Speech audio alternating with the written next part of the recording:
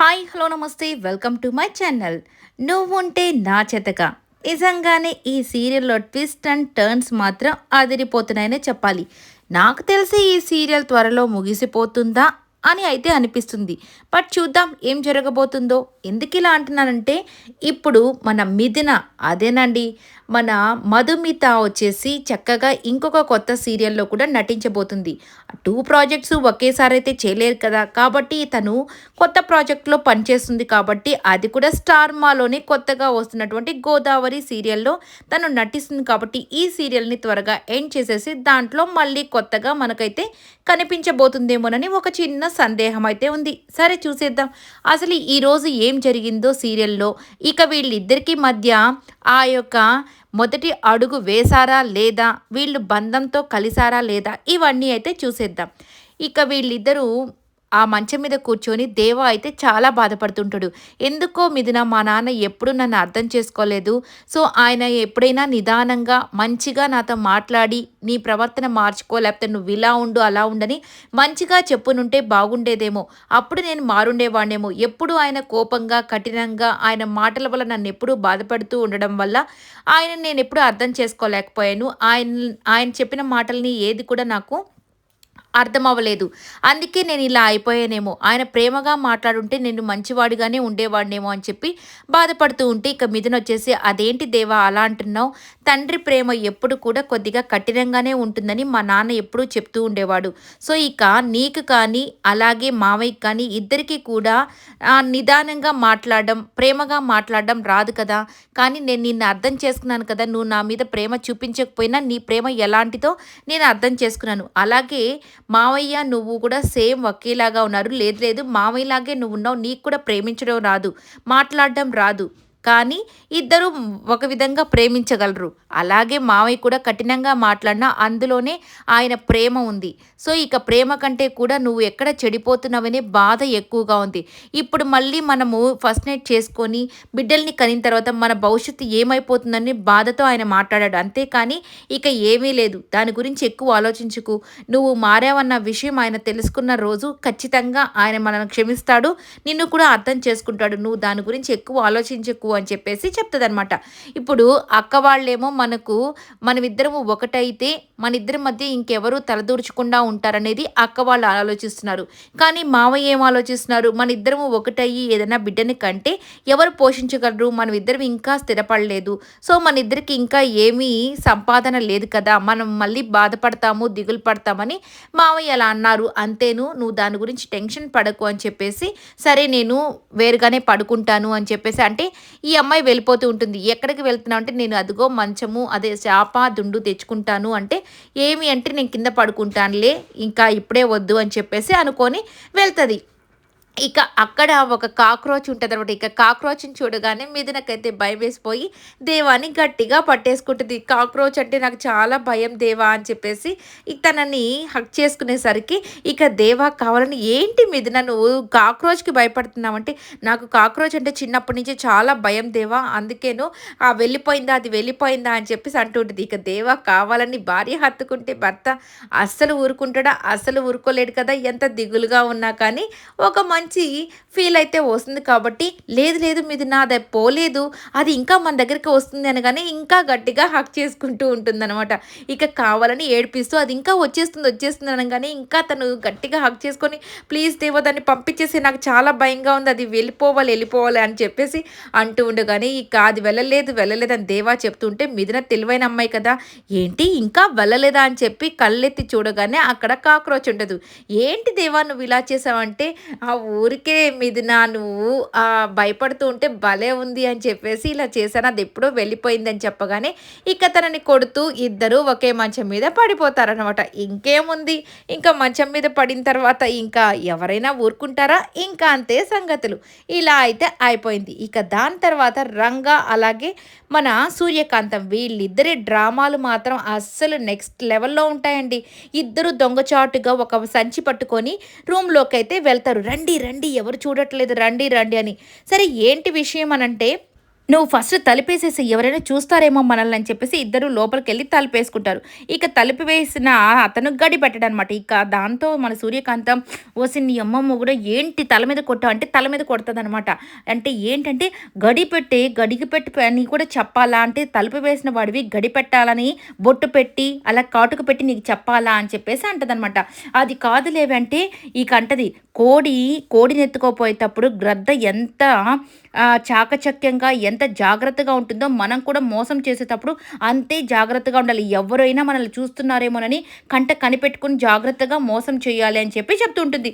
సరేలేవే నేను ఎప్పుడైనా మోసం చేశానా? ఇది ఫస్ట్ టైం కదా! ఇప్పటి వరకు చిన్న చెత్త అబద్ధాలు చెప్తూ మా నాన్న దగ్గర అలా ఇలా డబ్బులు నొక్కేస్తూ ఉన్నాం. ఇప్పుడు ఇంత డబ్బుల కోసము ఇలాంటివన్నీ చేయాలి అన్న సంగతి నాకు తెలీదు కదంటే, సరే సరేలే అని చెప్పేసి వీళ్ళిద్దరి ప్లాన్ ఏంటంటే, ఇక వీళ్ళిద్దరైతే చీటీలు వేసి 25,00,000ని తీసేసుకున్నారనమాట. ఆ డబ్బుల్ని అన్ని దగ్గరలో మంచం కింద, సోఫాల కింద, అలాగే బీరువాలో, అలాగే దుండుల కింద ఇట్లా దాచిపెట్టేసుంటారు. ఆ డబ్బులన్నిటిని డబ్బులు తీయనగానే ఇవన్నీ తీసేసి పోగేసుకొని 25,00,000 ఒక బ్యాగ్‌లో సర్దుకుంటారనమాట.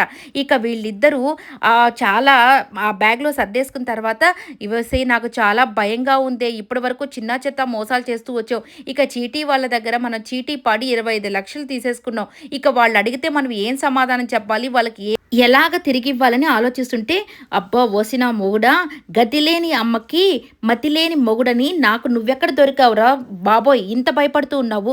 అయినా మనం ఈ డబ్బులన్నిటిని వాళ్ళకెందుకు ఇస్తాము? నేను ఒక సీరియల్‌లో చూశాను. ఇలాగే మనలాంటి కంత్రి జంట ఒకటి చీటీ పాట పాడుకొని అన్ని డబ్బులు తీసేసుకొని వాళ్ళు వాడేసుకొని కొన్ని రోజులైన తర్వాత వాళ్ళంతా ఇంటికొస్తూ ఉంటే, ఈరోజు ఇస్తాం, రేపు ఇస్తాం అని చెప్తూ ఉంటారు. దాని తర్వాత కొన్ని రోజుల తర్వాత మేము ఆ డబ్బులన్నిటిని వేరే దాంట్లో ఇన్వెస్ట్ చేసాం. అవన్నీ పోయాయి అని చెప్పి చేతులెత్తేస్తారు. అలాగే మనం కూడా హ్యాపీగా చేతులెత్తేస్తాం. అలాంటి స్కాములు, స్కీములు ఏదో ఒకటి చేసి మనము హ్యాపీగా దీని నుంచి తప్పించేసుకుంటాంలే. నువ్వెందుకు ఇలాంటి వాటి గురించి ఎక్కువ ఆలోచిస్తావు అని చెప్పి చెప్తూ ఉంటుంది. ఇక దాంతో అమ్మ నా కంత్రిదానా నువ్వు సన్నగా ఉంటావు కానీ చూడ్డానికి నీలో మాత్రం ఎన్ని కంత్రి బుద్ధులున్నావో, ఎన్ని ఆలోచనలున్నాయో అని చెప్పేసి అంటూ ఉంటాడు రంగ. ఇక దాంతో ఈమె మెలికలు తిరిగిపోతూ "అది కాదు హస్బెండు, నువ్వు ఇంతలా పొగడబాకు హస్బెండు, నేను లావైపోతానేమో" అని చెప్పేసి అంటూ ఉంటే, "అవునా నువ్వు మరి ఇన్ని మెలికలు తిరగకు, ఆ నడువు ఎక్కడ పట్టేస్తుందో ఏమైపోతావో పోదాం ఫస్ట్ వెళ్ళి మనము బిల్డర్‌కి డబ్బులు ఇచ్చేద్దాం" అని చెప్పేసి ఇద్దరు కలిసి కదులుతారనమాట. ఇక కదులుతూ ఉన్న టైంకు జాగ్రత్తగా అక్కడ ప్రమోదిని అలాగే ఆనంద్ ఇద్దరు కూర్చొని టీ తాగుతూ, ఇక "అండి మీరు కూడా త్వరగా మీరు ఉద్యోగం చూసుకోండి. మావయ్య పెన్షన్ డబ్బులతో ఈ ఇల్లునంతా నడపాలంటే చాలా కష్టమైపోతుంది కదా! మావయ్య ఎక్కడే చూసుకుంటారంటే, నేను కూడా అదే చూస్తున్నాను ప్రమోదిని, నువ్వు కూడా చూస్తున్నావు కదా! అని ఇలా మాట్లాడుకున్న టైంకి వీళ్ళిద్దరు బ్యాగ్ పట్టుకొని చిన్నగా వెళ్తూ ఉంటారు. ఇక ఆనంద్ వచ్చేసి "రేయ్ ఎక్కడికిరా వెళ్తున్నారు" అని చెప్పి అనగానే, "ఆ! మేము ఫ్లాట్ కొనడానికి" అని చెప్పేసి నోరు జారేస్తాడు. ఇక దాంతో సూర్యకాంతం కాలు గట్టిగా తొక్కుతది. అని చెప్పి గట్టిగా అరుస్తాడనమాట. ఇక వాళ్ళ అమ్మగారు కూడా వచ్చేస్తారు. "ఎక్కడికిరా వెళ్తున్నారు మీరిద్దరు" అంటే, మేము పండ్లు కొనుక్కునేదానికి" అని చెప్పి సూర్యకాంతం అంటది. పండ్లు కొనుక్కునేదానికి ఈ బ్యాగ్ ఎందుకు ఎత్తుకొని వెళ్తున్నావు" అంటే, నాకు డాక్టర్ చెప్పాడు పండ్లు తినమని, నేను చాలా నీరసం అయిపోతున్నానంట, బ్లడ్డే లేదంట, అందుకే పండ్లు కొనుక్కొని వచ్చేదానికి వస్తున్నామని చెప్తాం. మరి బ్యాగ్ ఎందుకు అనంటే, ఈ బ్యాగా మరి బ్యాగ్‌లో నా చీరలున్నాయి అని చెప్తది.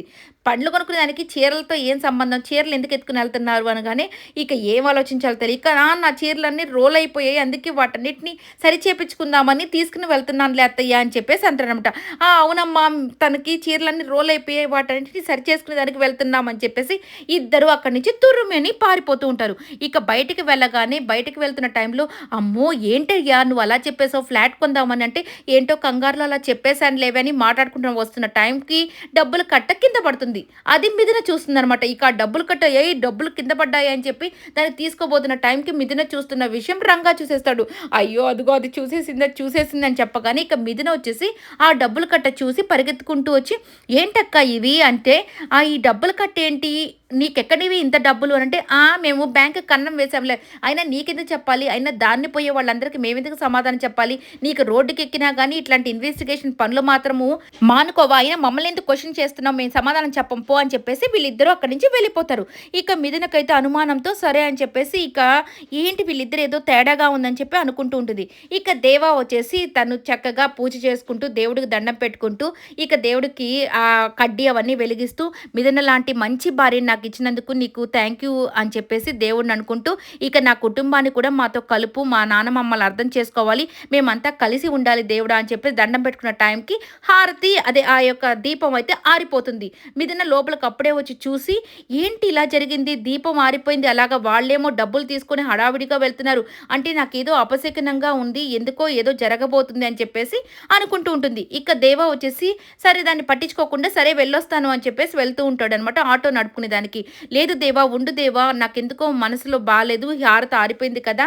ఇక నాకెందుకో కీడు శంకిస్తుందంటే, ఏంటి మిథున నువ్వు చిన్నపిల్లలాగా చదువుకున్న అమ్మాయివే కదా ఇవన్నీ నమ్ముతావంటే, లేదు దేవా నాకెందుకో మనసు బాలేదు, రా వచ్చి కూర్చో అని చెప్పేసి కాస్త నీళ్ళు ఇస్తుంది. నీళ్ళు తాగిన తర్వాత అంటుందనమాట, కొన్నిసార్లు మనము ఎంత చదువుకున్న వాళ్ళమైనా మన మనసు చెప్పింది మనం వినాలి కదా! నాకెందుకో కీడు శంకిస్తుంది, ఏదో జరుగుతుందని అనిపిస్తుందని గానీ, అదేం కాదులే నువ్వేం టెన్షన్ పడకు అని చెప్పేసి దేవ అయితే వెళ్ళిపోతాడనమాట.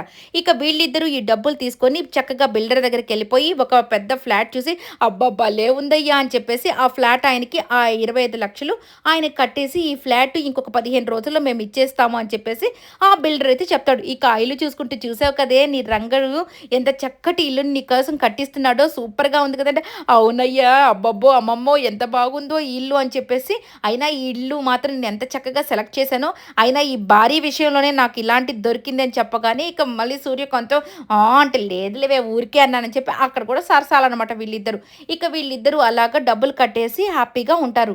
ఇక ఇదంతా తెలిసిన మన మిథునకి మాత్రము చాలా టెన్షన్ వేసిపోతుంది. వీళ్ళిద్దరు డబ్బులతో ఏదో దొంగ పని చేస్తున్నారనేది అర్థమైపోయి, ఇక ప్రమోదిని బట్టలు బయట ఆరేసుకుంటున్న టైంలో అక్క అని చెప్పి పిలుస్తుంది.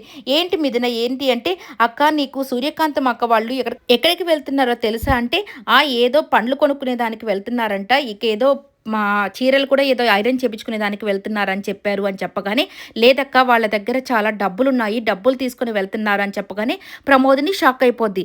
ఏంటి మిథున నువ్వనేది, డబ్బులా? డబ్బులు ఎక్కడివి వాళ్ళకి అనంటే, ఏమోనక్క వాళ్ళ దగ్గర చాలా డబ్బులున్నాయి, ఇక అవి చాలా లక్షల్లో ఉంటాయని చెప్పగానే ఇక ప్రమోదిని అయితే అని చెప్పేసి నోరు వెళ్ళబెడతది.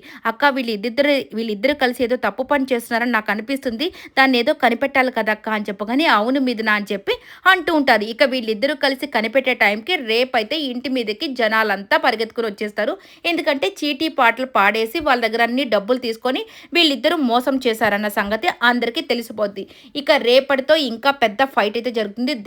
రంగా మీద చేయి చేసుకోవడం, రంగా దేవా మీద చేయి చేసుకోవడం, ఇవన్నీ చూసి వాళ్ళ నాన్న బాధపడడం జరుగుతుంది. ఐ హోప్ ఈ వీడియో మీకు నచ్చినట్టయితే లైక్ చేయండి, షేర్ చేయండి, కమెంట్ చేయండి, సబ్స్క్రైబ్ చేసుకోవడం మర్చిపోకండి.